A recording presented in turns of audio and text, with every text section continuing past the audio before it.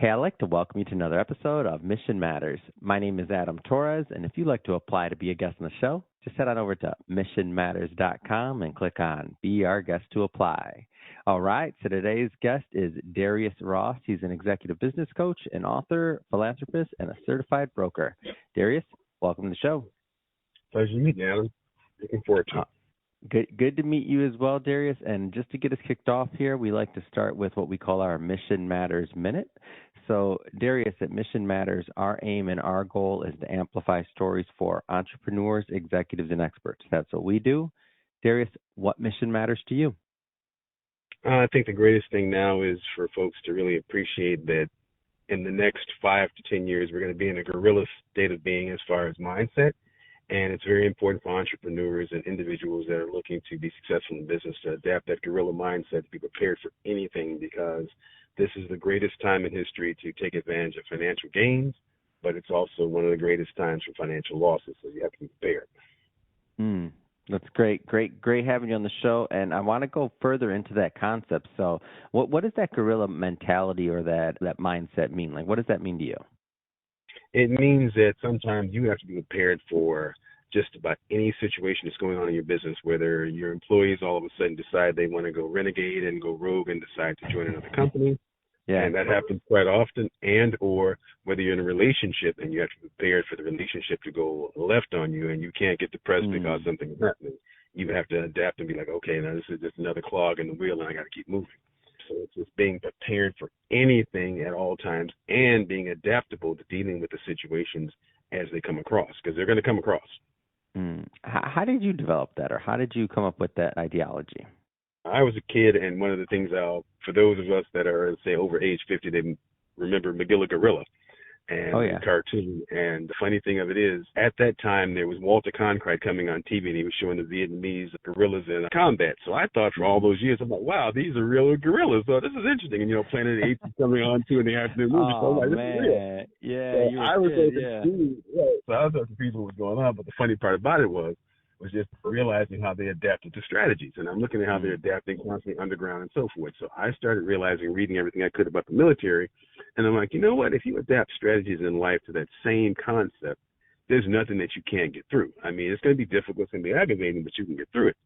So just that adaptability, being able to realize, okay, ground gets unshaky, what do? You stand still and try to figure out where the soft spots are and, what to walk past. So it's just adapting.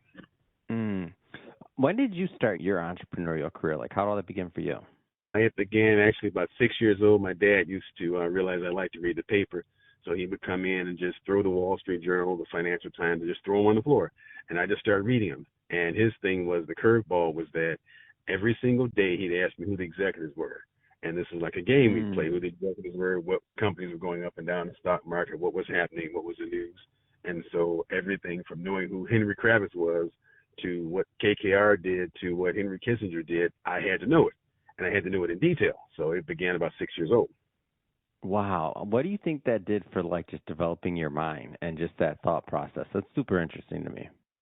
Because I had to be prepared when he would come home, and if I got it wrong, it was like, okay, there's going to be a problem. And the problem was, it was penalization. He'd take something away that I liked. So I was like, you're not going to take anything away today, and it got so competitive. Even in checkers, for 30 years, he beat me in checkers. So one day I realized, like I said, I got to play with the masters. So I would play with everybody I could to learn how to beat him strategically in checkers.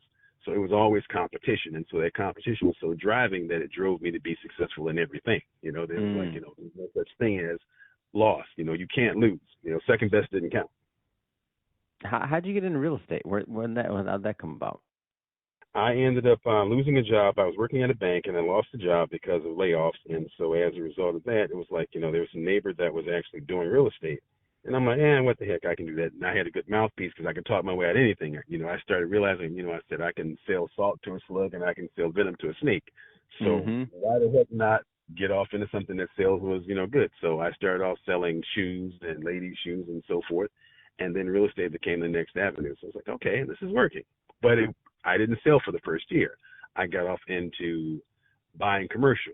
And from that point forth, I started buying for my own account. And so what do you think made you successful in real estate? Like, so you started in real estate, and now, like, why do you think you took to it pretty well? Because I liked the fact that it was people's business and it was negotiations.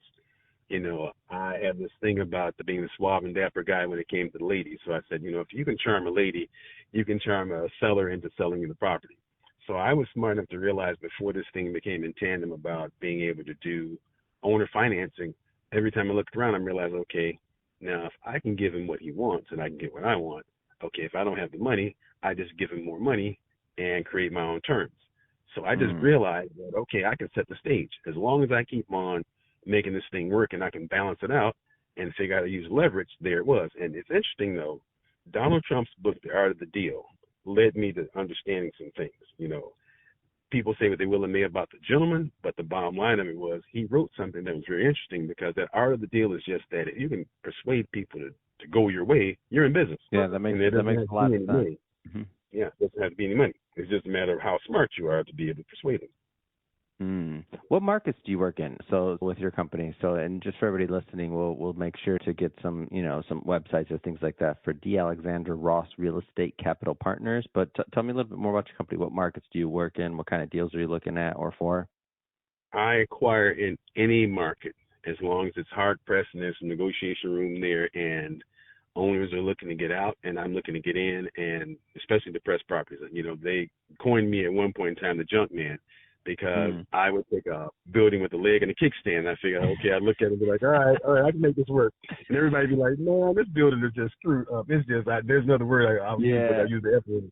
They'd be like, this building is just messed up. You can't do anything with it. And I turn around and go in there and get some guys, go in there, work it out, and fix it up, make it work. So any market that there's room where I can make a buck at and people can live comfortably, because my big thing of it is everybody wants a place to stay. That's a given. It's like Maslow hierarchy. Now, can you give them an affordable place for an affordable price? I don't want to gouge them, and I can still make some money, and everything's good. Yeah. What markets have you acquired in the past? Like what areas?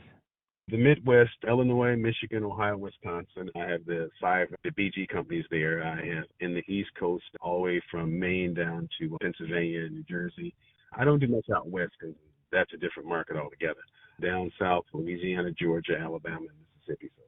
Do you take on investors or syndication or anything like that? I have not. One of the big things of it is I'm kind of the renegade. They've called me the Wyatt Earp of, being the renegade. So you got a whole bunch of nicknames over here, Darius. hey, there's a podcast the guy talks about. Man, the Wyatt Earp. How come I don't have more nicknames over here? I feel left out. No, I'm just messing with you. You gotta have some fun. You gotta have some fun, because I'm that guy that's listen. I'm a renegade. I'm wild. I'm crazy. And the thing about it is with partners, right? You have to turn around and please them. And that's true. I just said to myself, have you ever tried that, by the way? Have you ever attempted to kind of go that route, or no? You just knew right off the beginning, you're like, nah, this. I tried a lot of times. That's why I got divorced twice. That partnership thing with me is a little bit different. And like I said, I learned that, I have to go it alone. That might mean that I don't get all the deals that I want, but I end up going it alone. So one of the things I found out, just go it alone. Now, as I get, to a point where as I realize I got to do things differently, then I have to adapt my personality. But so far, it's been like, just, stay the straight and narrow and don't deal with it. Yeah, I get it. And it's not for everybody. It's definitely not for everybody on that one. And so what do you, in this market, and just for context for everybody that's listening to this, we're recording this December 19th, 2024, heading into the new year, 2025. Looking forward to it. Darius, what do you, as you go into 2025, whether it's real estate or entrepreneurship in general, like what's on your mind right now? What are you planning for? The biggest thing right now is we're coming into the greatest crisis of humanity, if you want to call it that, when it comes down to the loss of jobs, the loss of economic opportunities. So this is going to be the greatest transfer of wealth in all time, hundreds and hundreds of trillions of dollars. But the thing about it is, and I'll go back to the election, no matter who is going to win that, we are at a debt crisis point, right? The greatest debt crisis of all time. So for me, it's like looking at who's sitting over leveraged. And in the commercial market, there's tons of people over leveraged. In the rental market, there's tons of people over leveraged. So just being in a situation where your cash right and your credit right, and you're not in debt, and you can take advantage of all the opportunities that are out there, because there's tons of them. and there will be tons of them over the next 5 or 10 years. So it's just a matter of, how to take advantage of that. And I'll add one other thing. This alpha generation, which are those born a little bit after 2020, that generation is going to be 5 billion. And we're talking about Africa, Latin America, and so forth. So with that in mind, this is a huge generation that's not going to be used to owning a home. So multifamily is going to be in, I would say, at least into 2050. So those in the audience recognize you need to get into buying multifamily. That's a must. Yeah. I've heard similar things too. The generation, do they want to own? Do they not want to own? How do you feel about that? It's an interesting concept because some of the generations, depending on when you bought, depending on when you got in, depending on where the market cycle was at. I'd say for some of the later millennials that maybe bought before 2008 or otherwise, some of those were wiped out really early, really early when they got out. That was, I remember. So there's a generation that kind of got jaded by that. What do you think about this next generation in terms of owning versus not owning versus, American dream versus not? Does that even matter? What are your thoughts on that? It's the American nightmare right now because, unfortunately speaking, the boomer generation, which is the generation before mine, I'm an Xer, and unfortunately speaking, their drive for success and wealth and so forth drove the prices astronomical. So now for a Zer or millennial, you can't afford a home because as a boomer, I need this money for retirement. I don't necessarily need it, but they're sitting in a situation where they want it. So they're not going to give these homes away for nothing. What's going to have to happen is for them to wake up one day, and I'm saying this right off the bat, and this is a quote that will be able to be used. Real estate's going to be on sale, not for sale, but on sale. And I'm predicting market prices are going to go down 50 to 75%. The stock market will take a hit to somewhere around 8,000 points. We're going to lose a lot of markets. So basically, when all these things come to fruition between 2025 and 2030, you will begin to see that there will be nothing more than a generation lost in apartment living. So the next 10 to 15 years, there'll be an apartment. But for those landlords and those individuals that invest that are willing to put some money aside, not be debt heavy, they can pick up bargains. This will be the generation of trillionaires made. I guarantee the first trillionaire will pop up by 2030.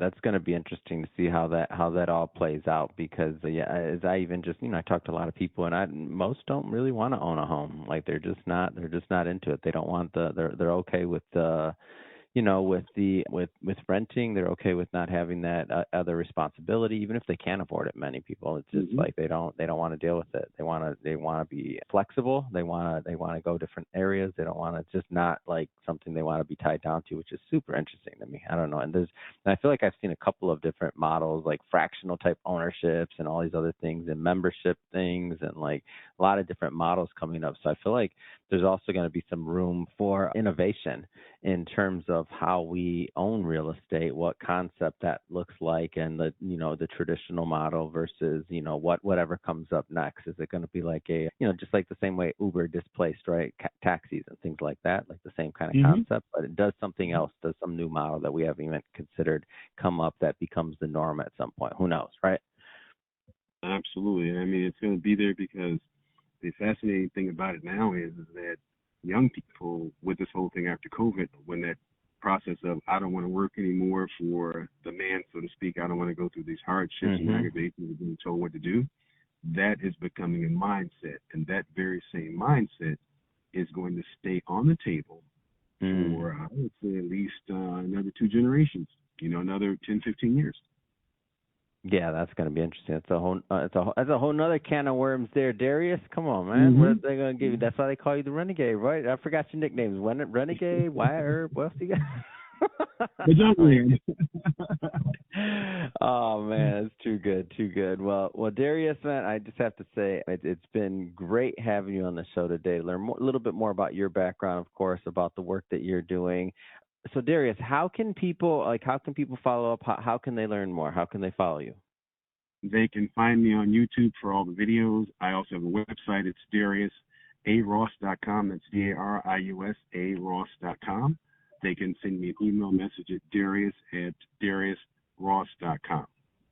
Fantastic. And for everybody listening, just so you know, we'll put the links in the show notes so you can just click on the link and head right on over. And speaking of the audience, if this is your first time with Mission Matters and you haven't done it yet, hit that subscribe or follow button. This is a daily show. Each and every day we're bringing you new content, new ideas, and hopefully a new inspiration to help you along the way on your journey as well. So again, hit that subscribe or follow button. And Darius, man, appreciate you coming on the show. Thank you. Definitely. Thank you, Adam. I appreciate it so much.